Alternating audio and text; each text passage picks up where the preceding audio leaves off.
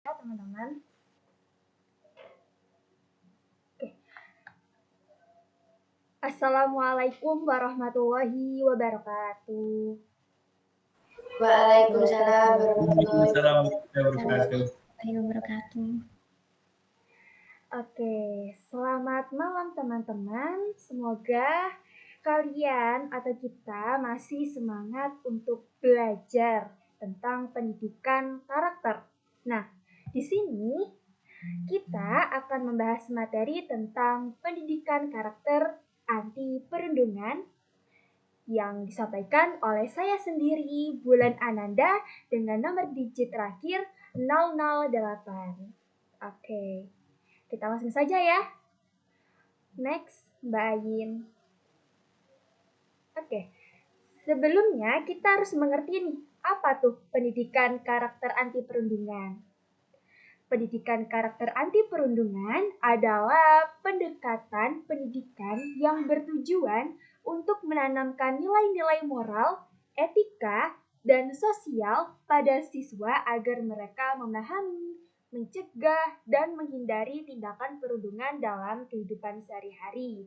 Jadi, kita akan mempelajari nih, bagaimana kita bisa mencegah siswa atau orang-orang untuk melakukan sebuah anti perundungan itu seperti apa. Nah, nanti saya akan memberikan contoh permasalahannya seperti apa ya.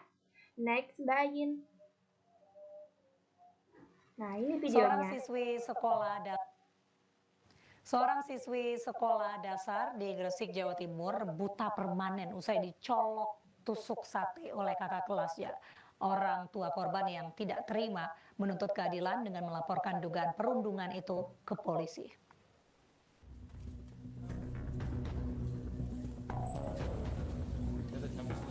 Orang tua korban mendatangi sekolah dasar tempat anaknya menuntut ilmu di Kecamatan Menganti, Kabupaten Gresik, Jawa Timur. Orang tua SA datang menemui kepala sekolah untuk menuntut pertanggungjawaban dari pihak sekolah atas peristiwa yang menimpa anaknya yang berusia 7 tahun. Menurut ayah korban, peristiwa perundungan itu terjadi saat sekolah menggelar lomba 17-an. Dalam acara itu disebutkan kakak kelas korban yang tidak diketahui identitasnya menarik SA ke lorong sekolah untuk meminta uang. Namun SA menolak sehingga pelaku mencolok mata SA dengan tusuk bakso. Korban sempat kesakitan hingga akhirnya mengalami kebutaan. Pihak keluarga sudah berusaha meminta rekaman CCTV di sekolah, namun pihak sekolah berdalih CCTV rusak. Kepala Bidang SD Diknas Gresik, Hamdan, mengatakan akan melakukan mediasi dengan melibatkan pihak sekolah dengan keluarga korban. Untuk selanjutnya, ini kami sudah serahkan kepada teman-teman yang ada di Polres Gresik, dari Polsek Menganti ya,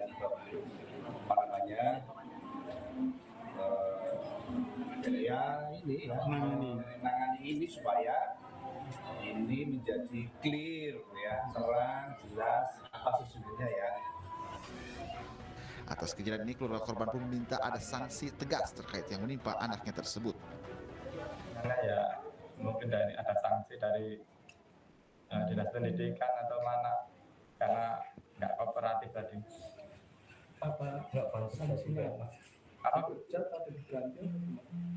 Ya kalau masalah itu kurang tahu saya. Ya kalau bisa diganti aja yang layak dan bisa menerima masukan dari wali murid itu.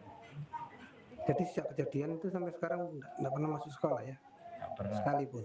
Nggak pernah. Cuma saya ada kesana pas nyari pelakunya itu aja. Peristiwa memprihatinkan tersebut kini sedang dalam proses penyelidikan petugas kepolisian Polres Gresik.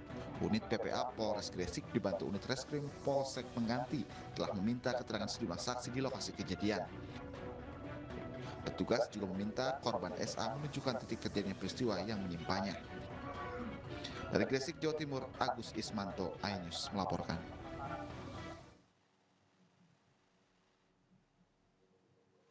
Oke, seperti itu ya permasalahan videonya. Bagaimana teman-teman? Shock banget ya, dicolok pakai tusuk bakso itu. Waduh, gimana itu? Parah banget ya pembulian dan perundungan sekarang. Oke, di sini nih ada desas-desus. Next, Mbak Agin.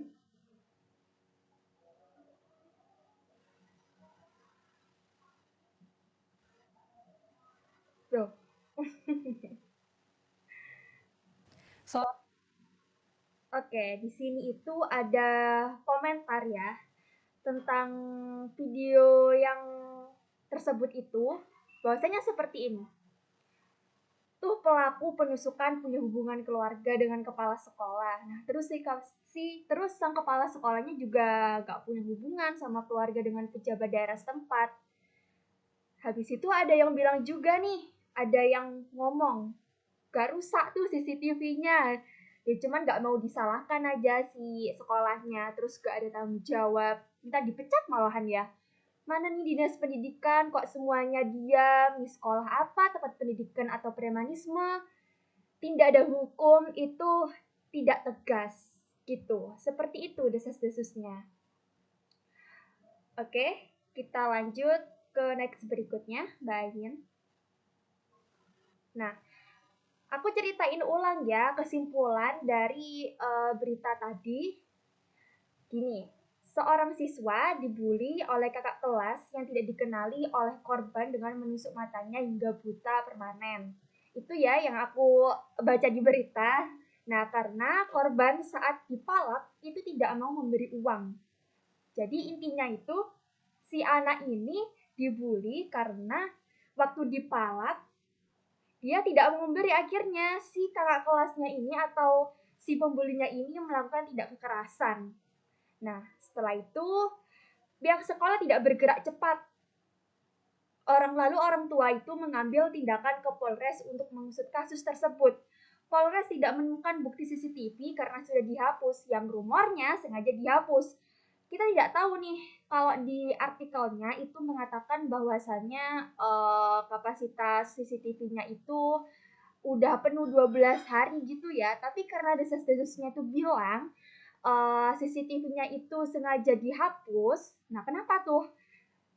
Terus kepala sekolah hingga dinas pendidikan tidak bergerak cepat atau tidak ada tindakan tegas yang membuat belum ditemukan pelakunya. Netizen menduga bahwa anak pelaku tersebut mempunyai orang tua yang koneksinya tertinggi sehingga kasus belum bisa terkuak. Nah, pada intinya siswa korban mengalami trauma dan tidak mau sekolah, gitu kata beritanya. Itu ya. Terus next Mbak Agin. Oke, kita masuk ke latar belakang masalahnya. Yang pertama adalah tindak kekerasan fisik. Seorang siswa dipalak dan diserang oleh kakak kelas yang tidak dikenal dan berujung pada cedera serius hingga mengalami kebutaan permanen. Lalu yang kedua, ketidaktanggapan sekolah, yaitu pihak sekolah dianggap tidak responsif dalam menangani insiden ini sehingga orang tua korban harus melaporkan kasus tersebut ke pihak kepolisian. Lalu yang ketiga, dugaan intervensi kekuasaan, yaitu terdapat spekulasi bahwa pelaku memiliki hubungan dengan pihak yang berpengaruh yang menyebabkan lambatnya proses penyelidikan dan kurangnya tindak tegas dari institusi terkait seperti sekolah dan dinas pendidikan. Nah, ini nih yang paling latar belakang masalah yang paling kita bahas-bahas nanti. Nah, dampak psikologis pada korban mengalami trauma berat dan enggan kembali bersekolah dan menunjukkan dampak serius dari kekerasan yang dialami baik secara fisik maupun mental. Oke, next Mbak Agin. Lalu bagaimana nih jika tidak mendapatkan solusi? Yang pertama, anak pelaku akan melakukan kesalahan yang sama karena dengan tidak mengaku dan merasa dilindungi, ia akan berpikir dan membentuk karakter bahwa melakukan pembulian itu tidak apa-apa. Nah, di sini nanti akan ada hubungannya sama pendidikan anti perundungan. Bagaimana caranya kita menemukan solusi agar si anak ini tidak melakukan perundungan lagi. Tidak hanya si pembuli ini, tetapi juga semua anak-anak yang melakukan pembulian. Kenapa sih kok ada pembulian di sekolah ini? Kok bisa terjadi? Apa alasannya? Lalu bagaimana solusinya? Apakah ada permasalahan yang intim kepada kasus pembulian selain masalah yang saya berikan tadi, gitu ya. Lalu jika tidak mendapatkan solusi yang kedua, yaitu korban akan terus mengalami trauma berkepanjangan dan akan merugikan dirinya sendiri. Ada loh kasus di mana pembuliannya itu hanya mengata-ngatai saja. Hanya mengata-ngatai saja itu sudah termasuk psikologis yang membuat psikologis seorang anak atau seorang itu kayak mentalnya itu udah kayak gak mau atau kayak udah gak mau sekolah lagi, udah gak mau nerusin lagi hanya karena dikata-katain aja. Itu loh dampak pembuliannya itu, dampak pembulian yang sangat menakutkan itu, dan masih banyak lagi ya teman-teman kasusnya itu. Oke, singkat saja kita next lagi ke Mbak Ayin. Oke, wah cepat sekali ya, udah sesi diskusi aja. Oke, di sini kalian boleh bertanya tentang masalah tadi, mungkin tidak paham bagaimana, maksudnya itu kayak bagaimana kronologinya, mungkin terlalu tidak paham, atau menanyakan apa yang kita bahas antara hubungan permasalahan yang kita bahas sama si topik pendidikan karakter anti perundungan. Jadi silahkan ditanya nih, sebelum kita masuk ke sesi diskusi yang berupa solusi. Mungkin teman-teman ada sebuah pertanyaan. Oke, baik. Silakan Mbak Naila. Baik Mbak Bulan, izin bertanya ya. Nah, kan tadi ada anak yang melakukan perundungan. Itu kan dilakukan oleh kakak kelas. Nah, sekolah kan kesannya kan melindungi anak-anak yang merundung itu tadi kan. Nah, bagaimana sebenarnya sistem di sekolah tersebut kok sampai melindungi anak yang melakukan perundungan, sedangkan yang dirundung itu sudah mengalami kerugian yang sangat-sangat merugikan hingga masa depannya juga terancam gitu. Gimana Mbak Bulan? Iya, baik. Jadi setelah saya membaca artikel nih, ada yang bilang ya, bahwasannya anak si korban ini malah dipindahkan gitu loh. Kayak dipindahkan ke sekolah lain. Aku nih juga bingung kenapa yang dipindahkan itu si korbannya, kenapa nggak pelakunya aja. Pasti ada sangkut pautnya sama si petinggi. Misalnya anak si petinggi ini itu ada desas-desusnya itu ada koneksi sama si kepala sekolahnya. Bahkan si sekolahnya aja ini gak bertindak tegas, maksudnya itu tidak bertindak secara langsung, tidak bertindak secara kayak langsung diatasi gitu loh Mbak Nela. Jadi pasti dari si kepala sekolahnya, bahkan si gurunya, lalu dinas pendidikan tadi yang dibahas tadi itu tidak melakukan apa-apa secara cepat. Jadi mungkin sistem dari sekolah ini itu gimana ya? Mungkin lebih ke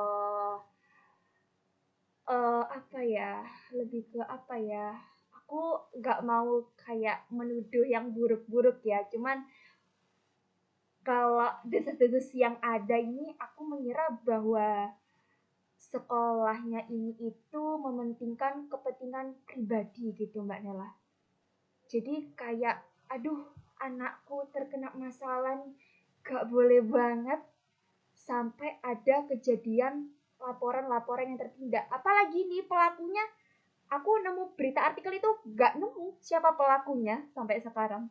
Gitu Mbak Nela. Jadi mungkin dari sekolahnya sendiri itu yang kurang bertindak tegas atau seperti itu. Gitu sih Mbak Nela menurut saya. Iya sih, benar-benar. Terima kasih Mbak Bulan. Iya, sama-sama. Oke, ada yang dipertanyakan lagi mungkin? Aku hitung sampai 10.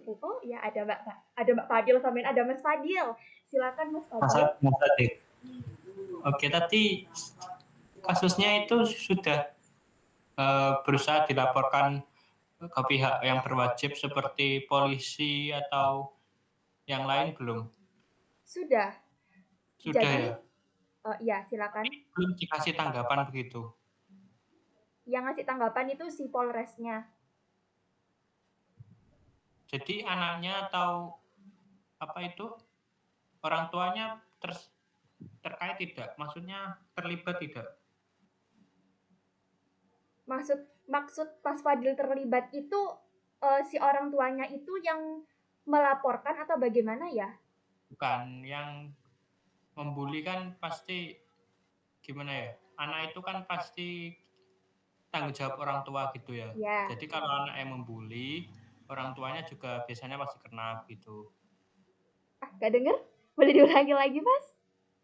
Biasanya kan kalau anaknya berkelakuan buruk gitu ya, Ya. pasti kan orang tuanya terlibat begitu. Oh, kayak apa namanya juga diusut kasusnya gitu ya? Kenapa nih anak kenapa orang tua si anak ini apa namanya ini kok gak dibahas juga gitu ya maksud Mas Fadil? Ya, betul. Ya, oke. Jadi yang saya katakan tadi, saya itu habis temu artikel-artikel nih. Nah, aku nyari siapa sih apa namanya kayak menemukan identitas si pembuli ini. Aku nemu sampai sekarang itu gak ada loh, Mas. Maksudnya itu kayak gak dikasih tahu, cuman kayak belum ditemukan si apa namanya si pembulinya itu. Nah, kalau misalnya si pelakunya aja belum ditemukan, bagaimana ya orang tuanya? Bagaimana? Kalau itu sebenarnya sudah pasti sih. Ya. Kan itu anak di bawah umur, jadi privasinya harus dilindungi juga. Iya. Mungkin maksud intinya itu apakah si orang tuanya itu terlibat dalam kasus pengecekan gitu, Thomas? Iya, masalahnya kan yang mempengaruhi dan mendidik anak itu kan orang tuanya. Oh, gitu. Sebelumnya aku minta maaf ya kalau misalnya ada kerancuan atau keambiguan tentang berita ini. Aku jawab dari apa yang aku baca ya. Jadi itu yang diusut itu adalah dari si sekolahnya pertama, karena pelakunya ini tidak diketahui oleh si korban gitu kan. Pertama melalui CCTV. Nah, CCTV-nya itu katanya kehapus. Jadi otomatis tidak tahu nih siapa pelakunya. Gitu kan. Nah, habis itu kalau pelakunya ini belum ditemukan, nah bagaimana dengan si orang tuanya itu juga mau ditemukan gitu? Gimana ya jelasinnya? Gimana ya jelasinnya? Tahu nggak maksudnya? Udah paham. Iya Jadi gitu. yang diusut kasusnya itu sebenarnya sekolahnya begitu ya? Iya, seperti itu. Maksudnya itu kayak kenapa nih sekolah nggak ngusut secara cepat gitu? Ini kenapa nih anaknya kayak nggak ditemukan si pelakunya ini gitu. Nah, jadi kayak dari beritanya artikel itu sampai sekarang pelakunya itu kayak nggak ditemukan gitu. Jadi gimana sih Polresnya mau apa ya kayak nyari pelakunya gitu, mana ini pelakunya siapa gitu, CCTV-nya juga kehapus gitu kan, jadi bingung ya. Nah, jadi maksudnya itu inti yang aku bahas itu adanya pembulian yang dimana si sekolahnya ini malah menutup-nutupi gitu. Jadi harusnya bisa itu Kak si Mbak Bul, harusnya bisa dilaporkan ke dinas apa orang tuanya si korban itu harusnya kalau tahu langkah-langkah melaporkan ke dinas itu bagaimana, harusnya itu sekolahan kan bisa keciduk sama dinas kan.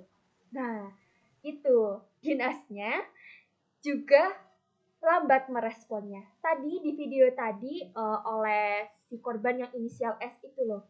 Dia itu juga mengatakan bahwa ganti aja dinasnya itu, soalnya apa responnya lambat. Nah, masalahnya itu tadi kan juga diperjelaskan bahwasanya ada desas-desus kalau misalnya anak ini anak ini itu juga memiliki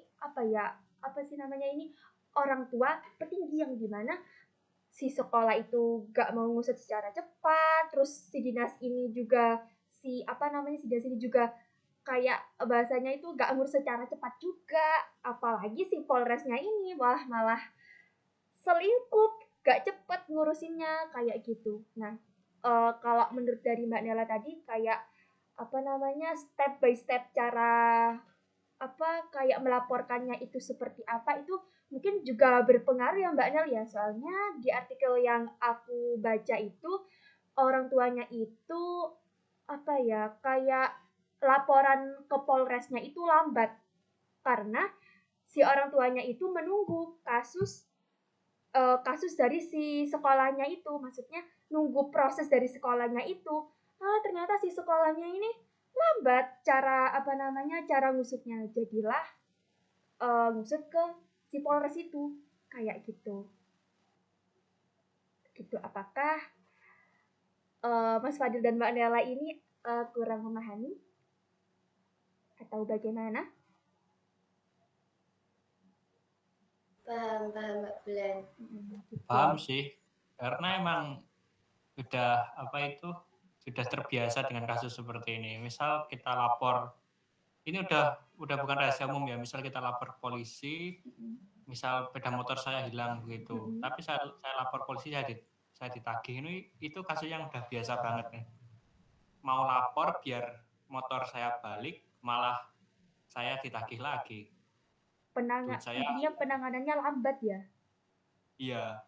Kalau nggak dibayar ya itu lambat banget, kadang malah nggak direspon. Tapi kalau bayar itu langsung direspon. Itu kasus sudah banyak banget. Jadi ya kita paham lah, udah nggak rahasia umum itu. Duh, parah banget ya. Nggak sampai kasus gini aja, tapi berbagai kasus di semua kasus gitu. Jadi nih kayak masalahnya tuh kayak mau bilang apa tadi ya? Kayak nih kita bakal bahas nih adanya pendidikan anti perundungan, mau ngasih pendidikan anti perundungan, tapi sekolahnya ini malah gak ngasih pendidikan tersebut. Nah, nanti kita diskusi lagi nih tentang solusinya. Oke. Oh ya, ada pertanyaan lagi nggak teman-teman? Mungkin ada pertanyaan lagi.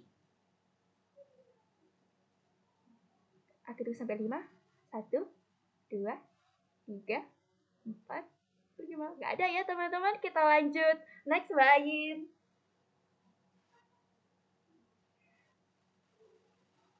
Oke, kita di sesi diskusi lagi. Nah, di sini aku mau nanya nih, menurut kalian solusi apa yang dapat kita ambil dari permasalahan tersebut? Mungkin ada yang bisa menjawab solusi apa yang kita ambil dari permasalahan yang kita bahas tadi, teman-teman. Mungkin ada solusi dari teman-teman sekalian. Mungkin solusinya selain dari penegak hukum, ya.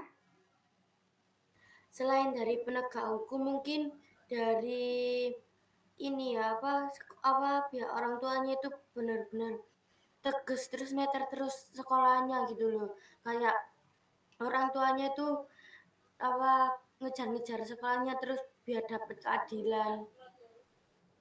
Oh iya betul. Jadi maksud Mbak Nela itu cara mendidik anak tersebut ya. Oh, oke. Baik, bisa dimasukkan sarannya. Oke, aku paham nih. Oke, Mbak Niswa, mungkin ada solusi dari Mbak Niswa sendiri? Silahkan. Mohon maaf ya sebelumnya, tapi kalau kita bisa ngeliat tuh, maksudnya kita bisa mikir dari sisi sekolah sama dinas pendidikannya. Jadi kita nggak bisa kan mikir dari satu sisi dari kita aja. Jadi kita juga harus mikir dari sisi sekolah sama sisi dinas pendidikan itu kayak gimana. Soalnya kan dari dinas pendidikan itu juga banyak prosedurnya, terus dari sekolah juga banyak prosedurnya juga.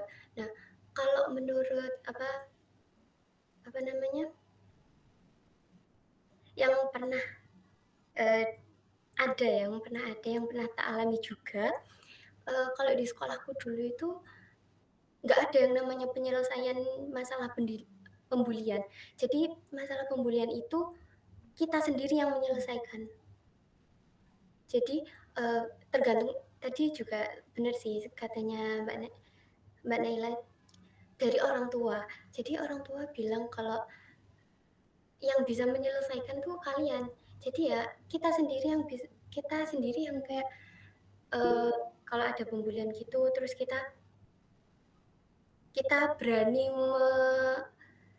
melawannya gitu loh. Jadi aku sangkut pautin nih solusi dari Mbak Nela dan Mbak Niswa. Jadi dari lingkungan sekeluarga kita yang mendidik bagaimana cara mendidik si anak tersebut. Nah, nanti si anak tersebut itu agar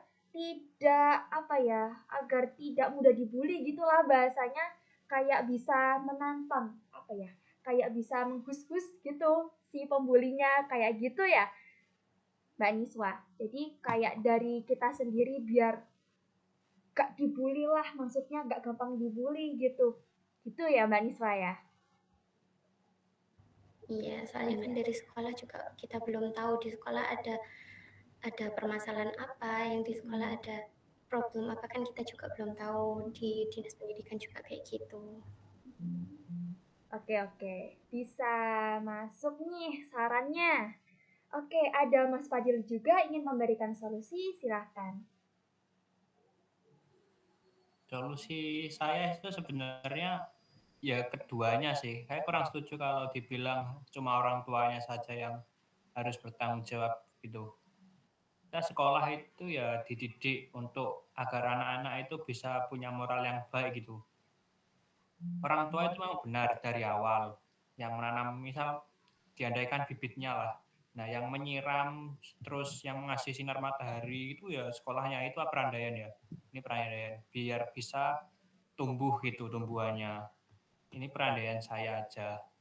Jadi dinas pendidikan dan sekolah sebenarnya harus bertanggung jawab sih. Nggak hanya orang tua aja. Gitu ya. Nah, menurut Mas Fadil nih dari dari permasalahan tersebut, kalau misalnya dari sekolah dan dinasnya yang bertanggung jawab juga, namun permasalahannya ini dari sekolahnya itu desas-desusnya itu kayak sengaja memperlambat tidak tanggung jawab tersebut. Nah, jadi permasalahan dari si bully tersebut itu jadi jadi kompleks gitu. Nah, menurut Mas Fadil nih gimana? Kalau misalnya si sekolah sama si dinas ini disuruh bertanggung jawab tapi mereka itu gak bertanggung jawab gitu. Gimana ya? Berarti mereka itu sebenarnya belum pantas untuk menduduki jabatan itu. Harusnya kalau mereka menjabat di situ, mereka harus bertanggung jawab. Mereka sudah berjanji kok untuk melayani kita. Gitu aja ya Mas Fadil. Oke. Ya, seperti kata Mas Fadil, banyak kasus-kasus yang ketidaktanggungjawaban oleh jabatannya itu banyak sekali ya yang terjadi di negara ini, seperti itu ya Mas Fadil. Jadi mungkin ya dari kesalahan dari si jabatan atau penggunaan maksudnya itu kayak kesalahan penggunaan jabatan gitu bahasanya ya, kayak gitu. Mungkin betul saya bisa menyimpulkan dari solusi dari Mbak Nela, Mbak Niswa, dan Mas Fadil itu yang pertama, tidak hanya dari pendidikan orang tuanya saja, namun cara anak itu bisa mengerti tentang didikan orang tua tersebut untuk tidak membuli, atau yang satunya juga menentang untuk adanya pembulian gitu ya. Terus tadi Mas Fadil, jika ada pembulian itu berarti si sekolah, si pihak sekolah ini dan juga si dinas ini juga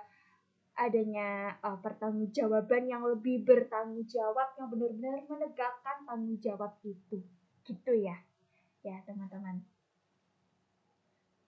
Oke, bisa saya masukkan ke dalam solusinya. Apakah teman-teman ada solusi lagi selain dari solusinya Mbak Nela, Mbak Niswa, ataupun juga Mas Fadil?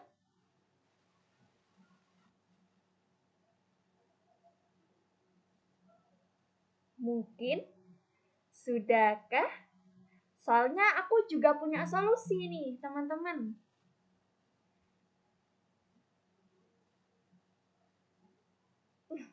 Oke, next aja Mbak Ayin. Aku kasih solusinya langsung nih. Apa sih solusi dari aku? Oke, aku ada berapa ya? 5 solusi kalau nggak salah yang aku tulis itu. Jadi, solusi yang pertama itu apa ini? Penegakan hukum.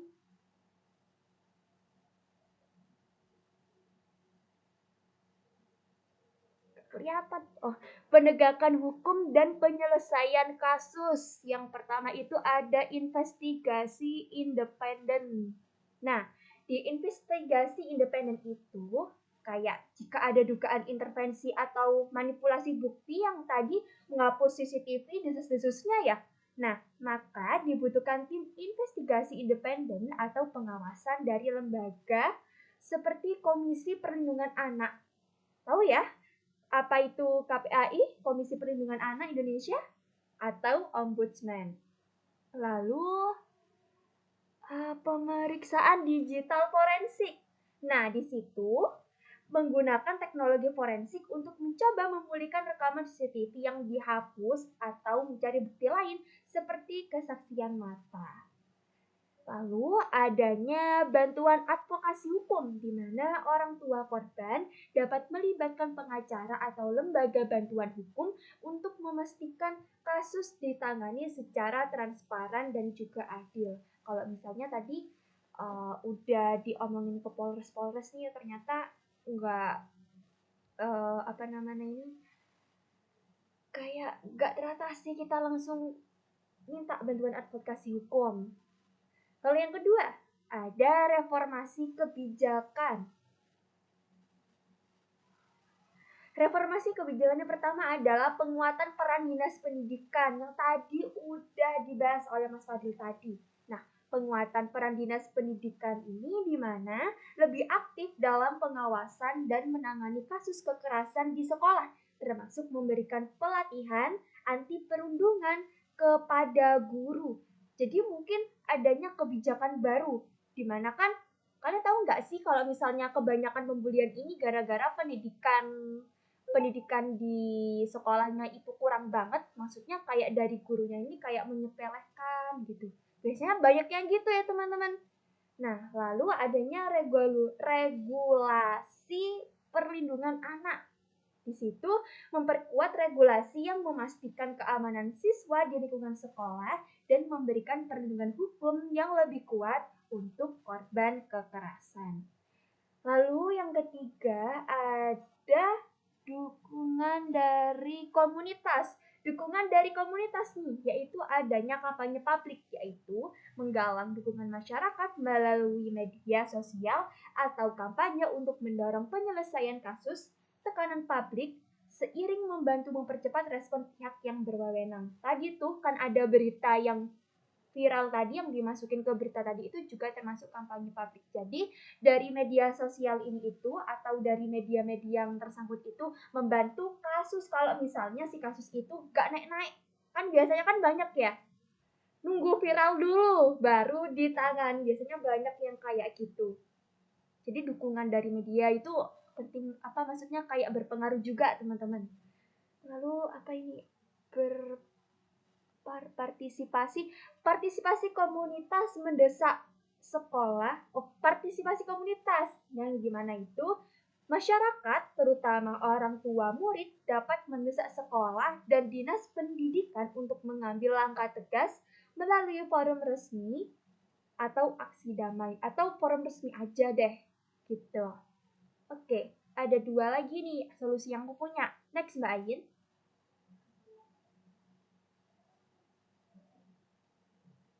Mbak Ayin, next. Oke, terima kasih. Lalu ada lagi nih solusi dari aku, yaitu ini yang perlu dibahas-bahas ya, yang berkaitan banget sama topik kita, pendidikan anti perundungan. Yang pertama adalah dukungan psikologis untuk korban. Nah, korban yang tadi trauma itu membutuhkan bantuan dari psikolog atau psikiater untuk mengatasi trauma, yang membangun kembali rasa percaya diri dan mengurangi ketakutan untuk kembali ke sekolah. Lalu ada edukasi alternatif, dengan orang tua dapat mempertimbangkan seperti ngasih anak ini untuk homeschooling atau lembaga pendidikan khusus, hingga korban itu akan merasa nyaman dan tidak akan merasakan trauma lagi karena sekolah yang tadinya itu sampai nggak sekolah-sekolah. Ya udah, karena daripada kita nggak sekolah, homeschooling aja gitu. Nah, ini nih yang paling penting, aku tunggu-tunggu solusinya, itu pencegahan jangka panjang, yaitu mengintegrasikan pendidikan anti perundungan ke dalam kurikulum sekolah untuk mencegah kasus serupa di masa depan. Jadi, kan mungkin banyak kayak diselipin tentang kurikulum tentang pendidikan anti perundungan, namun mungkin bahwasanya lebih didetailkan materi-materi tersebut akan membantu mengurangi kasus pembulian, yang dimana nantinya guru akan paham bagaimana nih cara menangani kasus pembulian tersebut, dan siswanya juga paham bagaimana agar aku ini tidak membuli, atau bagaimana caranya biasanya si korban itu merasa kayak bisa melawan si pembuli tersebut gitu. Jadi akan mengurangi kasus pembulian tersebut. Lalu selanjutnya adalah membangun sistem pelaporan yang mudah, aman, dan anonim bagi siswa atau pihak lain untuk melaporkan kasus perundungan. Jadi si anak ini tidak akan merasa takut jika ia akan melaporkan sebuah kasus atau kasusnya itu gitu. Nah, udah nih, kita udah mendapatkan solusi-solusi yang didapat dari teman-teman dan solusi-solusi yang dari saya cari juga. Next, Mbak Ayin. Oke, ini berupa daftar pustaka. Aku dapat berita-berita yang bikin aku shock nih dari si video itu. Mungkin teman-teman juga mungkin yang kepo-kepo banget nih kasus seterusnya itu bagaimana. Karena udah dari 2023 ini aku nemuin kasus sampai sekarang itu kayak aku kan keyword gitu, teman-teman. Bagaimana keadaan si anak, bagaimana keadaan kasus sekarang apa seterusnya, itu gak ada, teman-teman. Kayak ya udah, itu seakan-akan dari media dan beritanya itu kayak udah stop sampai sana, gak ada kabar lagi gitu. Malah yang terjadi adalah desas-desusnya gitu. Mungkin teman-teman bisa mencari, atau lagi kepo-kepo banget, bisa mencari beritanya lebih detail gitu. Habis itu juga ada tentang pendidikan karakter mencegah perundungan. Itu mungkin materi-materinya bisa kalian dapat atau bacakan, nantinya nih kalian akan gampang banget buat ngerjain kuis LMS nanti gitu ya, teman-teman. Oke, next Mbak Ayin. Next Mbak Ayin.